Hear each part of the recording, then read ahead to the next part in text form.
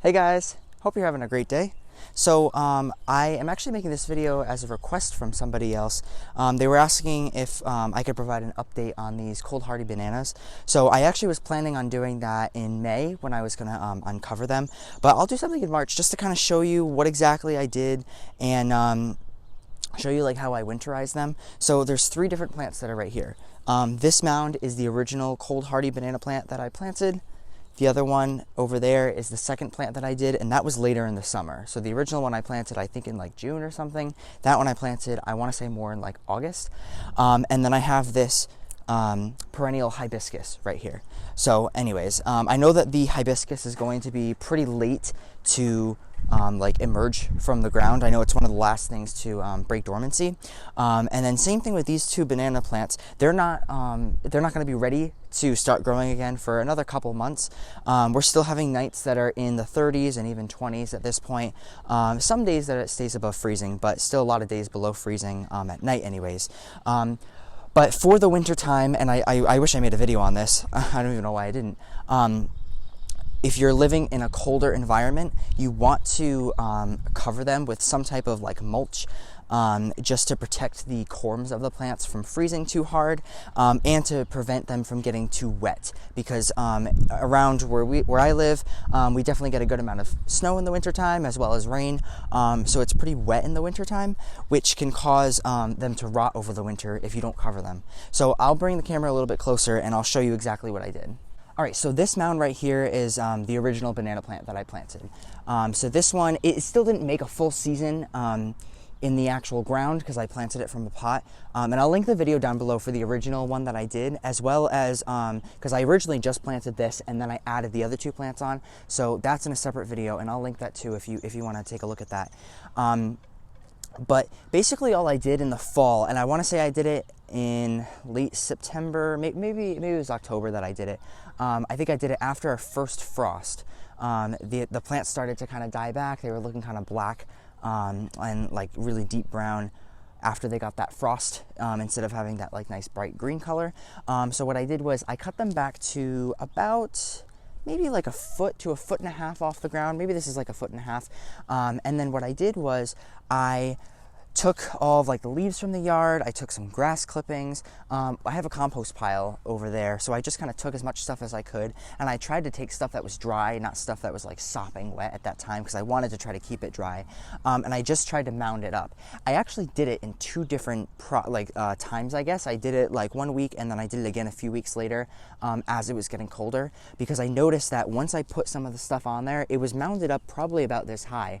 Obviously from getting wet and just from sitting for a few days, it did kind of compact quite a bit. So I wanted to put more because the actual trunk was exposed. Like you could still see a good portion of the trunk sticking out from all the leaves and everything.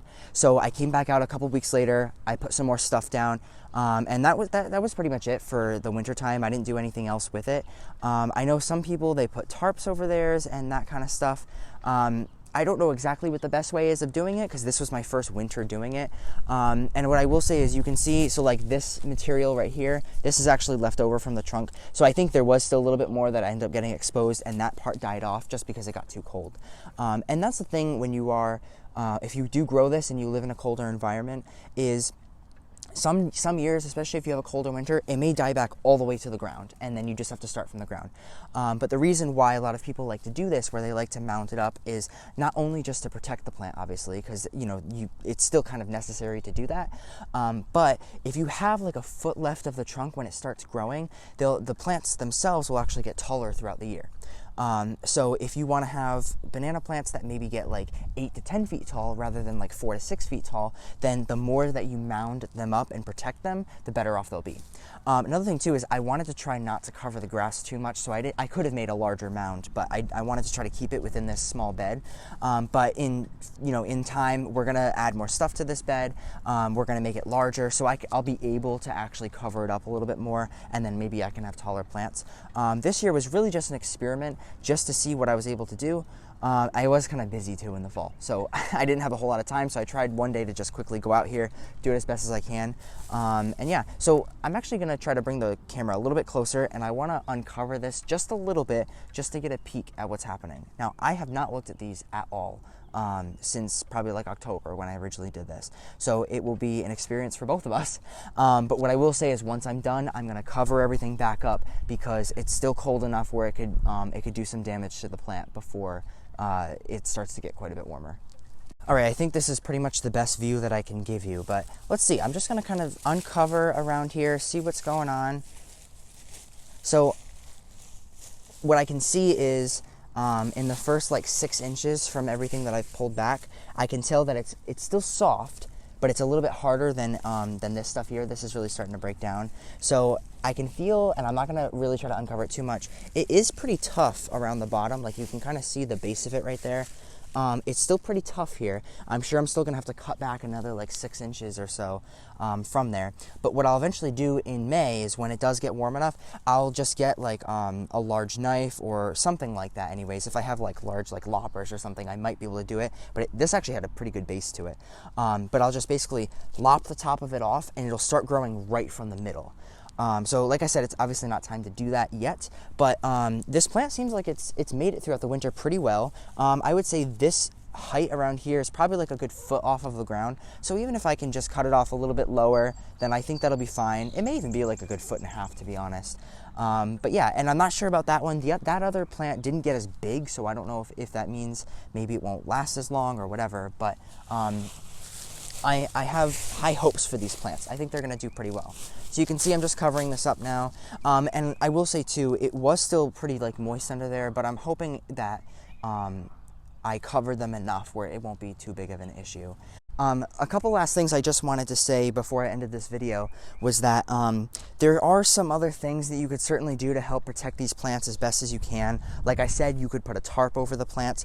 I've heard that some people even put like a string of Christmas lights under, and you could probably put them on a timer so that way at night they go on. Not the LEDs, but like the regular, like the old-fashioned light bulbs, because they actually have some heat to them. I'm sure that's perfectly safe to do. So I mean, I didn't do that. All I did was just cover them, and I'll see how that goes. But yeah, I'm sure there's plenty of other videos too that you could check up on them. But I just wanted to give you some update just because there was somebody that was requesting it. So I hope this gave you enough insight onto how these have managed throughout the winter time. What I will add, just because I know in the original video I talked about how I live in a zone 6B, I want to say the coldest temperature it got to this winter was about 5 degrees, 5 or 6 degrees was like our absolute coldest night. So that's actually considered a zone 7, not a zone 6. So it was that's pretty average for our winters. Sometimes it gets into the negatives, sometimes it doesn't. I think like the year before, like the winter of 2019 to 20, it didn't get colder than like 18 degrees or something crazy like that. Like we like didn't even have a winter, to be honest. But another thing I want to add as well, I guess I just got a lot to say. When it did get very cold, it got down to the single digits, probably like 7, 8 nights over the winter time. The majority of those nights we had snow on the ground, and we had a significant amount of snow on the ground. For pretty much the whole month of February, we had like a good 6 inches of snow, and that obviously acts as an insulator. So not only do you have the pile of like the grass clippings, the leaves, all that kind of like mulch, but also if you have snow on the ground and it is extremely cold, the snow does act as an insulator. So I'm sure it wasn't nearly that temperature where the actual plants were. So I feel like these were pretty protected this winter, but time will tell. We'll see in the next couple months. I probably won't make another update video for April unless I see any growth or anything like that, but I will definitely be making a video when I uncover them and see if they've been growing at all. So definitely stay tuned to that. Subscribe if you're not subscribed. I've got some other stuff coming out as well. But yeah. So I hope you found this informational. If you have any other questions on the plant, and to give the scientific name, it's called a Musa Basjoo. That's what the name is. Supposedly it's hardy to cold. It's hardy down to zone 4, so it probably could even survive colder than here. But again, you gotta mulch it. But anyways, that's all I have for this video. I hope you liked it, and I'll see you in the next one.